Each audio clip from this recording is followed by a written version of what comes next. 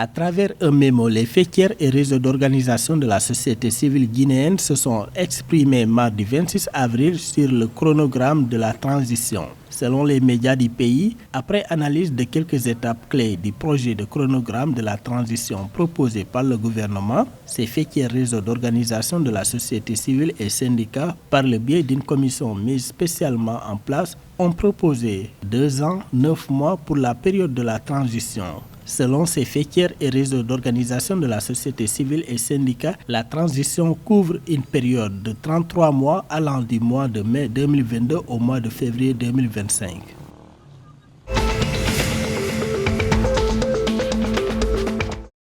Le président du FASO, le lieutenant-colonel Paul-Henri Sandaogo Damiba, a reçu en audience ce mardi 26 avril 2022 une délégation du Conseil supérieur de la magistrature. Selon la direction de la communication de la présidence, cette rencontre s'inscrit dans l'ordre normal du fonctionnement des institutions, étant entendu que la loi fondamentale du pays prévoit même des rencontres périodiques avec le président du FASO en sa qualité de garant et le Conseil supérieur de la magistrature. A souligné Mozobe Jean Condé, président du Conseil supérieur de la magistrature. Le président du FASO et le Conseil supérieur de la magistrature sont appelés à coopérer sur un certain nombre de thématiques.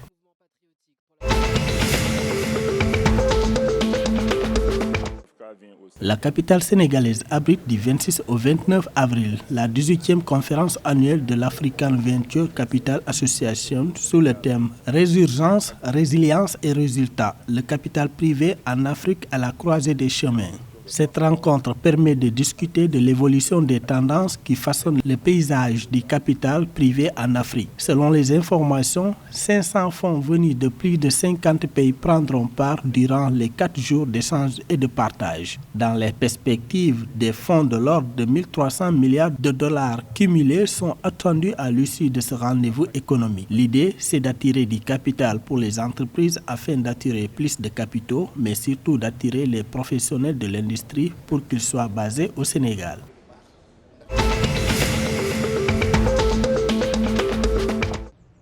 Dans le but d'encourager l'innovation financière, la Banque centrale des États de l'Afrique de l'Ouest a annoncé le 22 avril la création d'un bureau de connaissance et de suivi des fintech. Selon l'institution émettrice des 8 pays de l'Union économique et monétaire ouest-africaine (UEMOA), il s'agit d'une initiative en faveur de la promotion des innovations financières. La Banque centrale entend organiser des échanges entre les régulateurs et les acteurs de la fintech devenus incontournables dans la transformation numérique et la promotion de l'inclusion financière en Afrique.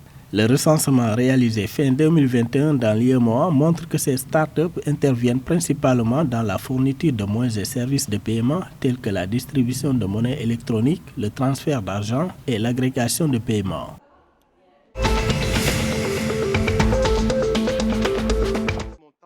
Une délégation gouvernementale sera en tournée nationale dès le 5 mai prochain pour expliquer au peuple béninois les vraies causes de la cherté de la vie. À l'instar des autres pays du monde, les produits de grande consommation et certains matériaux coûtent de plus en plus cher. Selon les informations, cette situation affecte les populations qui ne savent plus à qui se fier, accusant à tort ou à raison le gouvernement actuel. Pour mettre tout le monde au même niveau d'information, l'exécutif a donc décidé d'aller au contact du bas peuple, pourvu que cette journée puisse dissiper toutes les zones d'ombre qui persistent au sein des populations.